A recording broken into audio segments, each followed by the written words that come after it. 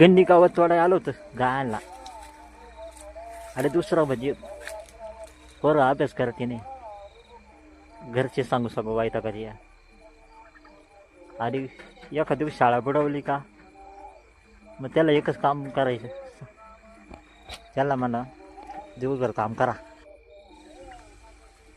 बापक शाळेत जाते म्हणते ना, लई थकलो आम्ही आता.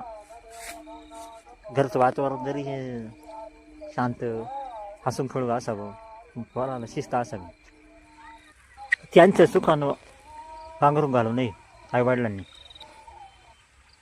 पोरं लाडकी असावी, खाय प्यायचा लाड असावा, पण एवढा लाड नसावा ती फिरून बोलते, मोठ्यांचा मान सन्मान करणार नाही. बिघडणं घडणं शेवटी त्यांच्या हातात आहे, हे 100% खरं आहे.